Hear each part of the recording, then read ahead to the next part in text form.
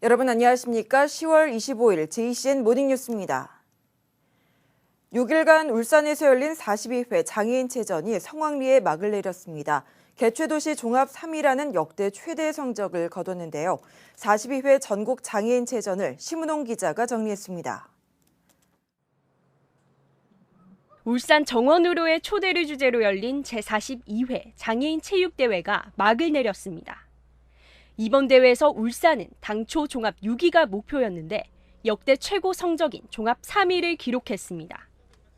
특히 댄스 스포츠에서만 금메달 14개가 나왔고 울주군청 소속 장혜정 선수가 혼성 스탠더드 단체전 등에서 금메달을 획득해 5관왕에 올랐습니다. 수영에서는 울산 장애인 수영연맹 이재범 선수가 자유형 100m에서 1분 31초 79로 세계 신기록을 새로 쓰며 3관왕에 등극했고 역도에서는 김현숙, 강원호 선수 등이 각 체급별 전 종목에서 한국 신기록 7개를 수립했습니다. 전국 장애인 체육대회의 MVP는 육상 윤경창 선수가 수상하면서 이번 체전이 마무리됐습니다. 장애인과 비장애인이 함께 단결하는 모습을 새롭게 보여줬다고 생각합니다. 그리고 이 대회하면서 모든 자원봉사 여러분과 임원진 여러분들 감사하게 생각하고 앞으로 장애인 체육을 위해서 더욱더 노력하겠습니다. 10월 19일부터 24일까지 6일간 울산에서 열린 전국 장애인 체육대회는 코로나19 이후 3년 만에 정상 개최됐습니다. 17개 시도에서 9천여 명의 선수와 임원단이 참가하며 역대 최대 규모로 열렸습니다. 울산에서 열린 제103회 전국체육대회와 제42회 전국 장애인 체육대회가 성황리에 마무리됐습니다. 전라남도 목포에서 열리는 내년 체전에도 사람들의 기대가 모아지고 있습니다. JCN 뉴스 심은홍입니다.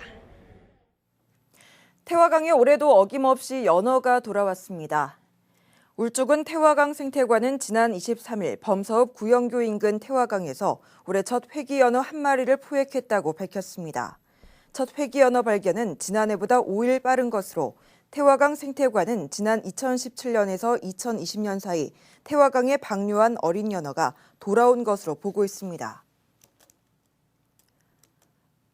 현대중공업 사내협력사협의회는 어제 시 프레스센터에서 기자회견을 열고 경영과 인력난을 호소하며 동구의 고용위기지역 재연장을 요청했습니다. 이들은 인력난과 경영난 속에 일감이 넘쳐나고 있지만 동구가 고용위기지역 지정이 만료돼 정부의 각종 지원이 중단될 위기에 처했다고 주장하며 고용위기지역의 재연장이 필요하다고 강조했습니다. 한편 고용위기지역으로 지정될 경우 근로자, 실직자의 생계부담 완화, 재취업과 훈련 참여기회 확대 등 일자리 창출을 위한 다양한 지원 방안 등 종합 취업 지원 대책이 시행됩니다. 울산시가 초기 창업기업과 벤처기업에 대한 자금 지원을 위해 50억 원 규모의 신규 기금 결성에 나섰습니다. 울산시는 어제 민간 투자 주도형 기술 창업 지원인 팁스 벤처펀드 결성식을 개최했습니다. 울산 팁스 벤처펀드는 한국 모태펀드가 38억 5천만 원, 울산시가 6억 원, 울산 창조경제혁신센터 5억 원, 유니스트가 5천만 원 등을 부담해 모두 50억 원 규모로 조성됩니다. 이 기금은 앞으로 7년 동안 지역의 유망한 기술을 보유 중인 창업 벤처기업에 집중 투자됩니다. 올해 4월부터 10월까지 울산 지역에 발령된 오존주의보가 지난해 같은 기간에 비해 증가한 것으로 나타났습니다. 울산시 보건환경연구원은 올 들어 23일 동안 48회 오존주의보가 발령됐으며 지난해 13일 22회보다 10일 26회가 증가했다고 밝혔습니다. 지역별로는 울주군이 16회로 가장 많았고 남구, 북구, 동구, 중구 순이었으며 북구는 지난해 한 차례도 발령되지 않았지만 올해는 10회나 발령됐습니다. 증가 이유는 지구온난화로 인한 기온 상승과 강우량 감소, 일조시간 증가 때문인 것으로 분석되고 있습니다.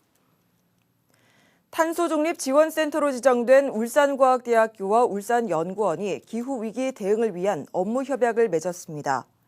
두 기관은 탄소 중립 실현을 위한 온실가스 감축과 에너지 전환 관련 조사 연구, 기후 위기 적응 역량 강화를 위한 정책 발굴과 인적 교류 등에 적극 협력하기로 했습니다. 울산과학대학교는 2015년 말까지 탄소 중립 기본 계획과 기후위기 적응 대책 수립, 탄소 중립 구축 모델 개발과 기업에 대한 탄소 중립 컨설팅 지원 등에 적극 나설 계획입니다. 금리 상승 여파로 울산의 가계대출 감소폭이 확대된 것으로 나타났습니다. 한국은행 울산본부에 따르면 8월 기준 울산의 가계대출은 전달보다 820억 원 감소해 767억 원 감소했던 전달보다 감소폭이 커졌습니다. 울산의 가계대출은 지난 6월 이후 석 달 연속 감소세를 보인 가운데 총 여신 중 가계대출이 차지하는 비중은 43.9%로 1년 전보다 3.2%포인트 하락했습니다. 울산시 교육청이 2013학년도 대학 수학능력 시험을 앞두고 시험장에 대한 점검에 나섭니다. 교육청은 교육부 관계자와 함께 어제부터 오는 31일까지 시험이 실시되는 학교 27곳을 대상으로 방송시설과 방역사항에 대해 점검하게 됩니다. 모든 시험장은 수능일인 다음 달 17일 이전에 소독이 실시되고 수능 당일에는 수험생과 감독관에게 마스크가 지급되며 모든 수험생은 점심시간에 대화를 하지 않고 식사를 해야 합니다. 울산시 교원단체 총연합회는 어제 기자회견을 열고 민주시민교육 확대에 대해 우려의 입장을 밝혔습니다. 울산교총은 경기도 교육청에서 개발한 교재로 일선 학교들이 민주시민교육을 하고 있지만 해당 교재가 정치 편향적인 내용과 주제를 다루고 있다고 지적했습니다. 이어 양성평등에 반하는 성평등교육과 포괄적 성교육을 지향하고 있고 합의되지 않은 포괄적 차별금지법을 찬성하는 내용이 발견됐다며 현재 보급된 교재의 사용의 전면 폐지와 보편적 인권을 중시하는 교육정책을 추진할 것을 교육청과 교육부에 촉구했습니다. 이에 대해 울산시 교육청은 성교육 표준안에 근거해 교육과정을 운영 중이고 보편적 인권에 맞춰 교육하고 있다고 반박했습니다. 울주군 서생면에 건설 중인 신고리 5, 6호기 원전 공사가 순조롭게 진행되고 있습니다. 현재 시운전 중인 신고리 5호기에 이어 6호기도 원자로 건물 축조 공사가 완료되면서 조만간 시운전에 들어가는데요. 두 원전이 가동에 들어가면 부울경 지역 연간 전력 사용량의 20%가량을 생산하게 됩니다. 구현희 기자가 보도합니다. 울주군 서생면에 있는 세울 원자력 본부. 지난 2016년 7월 착공한 국내 29번째와 30번째 원전인 신고리 5, 6호기 건설 공사가 한창입니다. 지난 2017년 정부의 탈원전 정책으로 건설이 일시 정지되는 우여곡절을 겪긴 했지만 건설은 순조롭게 진행되고 있습니다. 신고리 5, 6호기는 각각 발전 용량이 1,400메가와트 규모의 대형 원전입니다. 현재 시운전 중인 신고리 5호기에 이어 신고리 6호기도 원형 지붕을 덮는 공사를 끝으로 원자로 건물 축조가 완료됐습니다. 원자력 발전소의 핵심 구조물인 원자로 건물은 높이 72m, 직경 50m에 외벽 두께가 137cm로 항공기 충돌이나 진도 7의 강한 지진도 견딜 수 있도록 설계됐습니다. 원자로 건물의 축조는 한국 원전의 안전성을 보여주는 대표적인 시공 과정인데요. 이 공사가 완료되면 주요 구조물 공사가 마무리되고 본격적인 기계 전기 공사와 시운전 단계로 넘어가게 됩니다. 현재 시운전 중인 신고리 5호기의 공정률은 87.5%, 6호기의 공정률은 62.6%로 오는 12월 시운전에 들어갑니다. 신고리 5, 6호기가 모두 상업운전에 들어가면 부울경 지역 전력 사용량의 20%를 차지하는 전기를 생산하게 됩니다. 별다른 문제가 없는 한 신고리 5호기는 2024년 3월, 6호기는 25년 3월에 각각 준공될 예정입니다. JCN 뉴스 구현입니다. 울산과 자매결연 도시인 베트남 카누아성 대표단이 어제 울산을 방문했습니다. 인민위원장과 관광, 문화체육, 국제협력 공무원 등으로 구성된 카누아성 대표단은 어제 김두겸 시장과 간담회를 갖고 양도시의 우호협력 20주년 축하와 함께 상생 방안을 논의했습니다. 현대차와 태화강 국가정원을 방문한 카누아성 대표단은 오늘 울산시 실무자들과 분야별 협력 방안을 논의하고 내일은 현대중공업과 대화감 공원 등을 견학할 예정입니다. 울산 지역 4급 이상 여성 공무원 비율이 전국 평균에 미치지 못하는 것으로 나타났습니다. 더불어민주당 이성만 국회의원의 자료에 따르면 울산의 4급 이상 여성 공무원 수는 12명, 비율은 10%로 전국 평균인 14%에 미치지 못하는 것으로 조사됐습니다.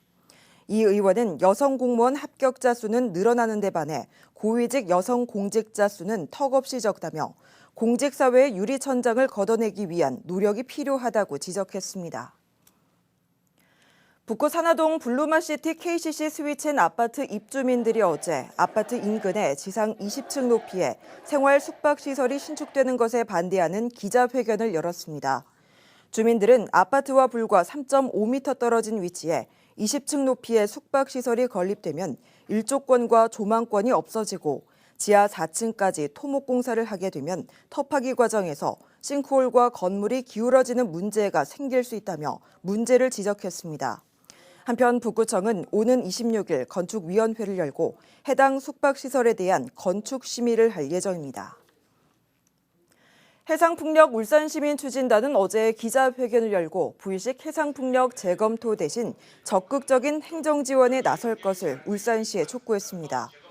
해상풍력 추진단은 부의식 해상풍력은 울산이 최적지라며 일자리 창출로 인구 감소를 막고 아리백으로 제조 수출 도시를 지속할 수 있는 확실한 대안이라고 주장했습니다.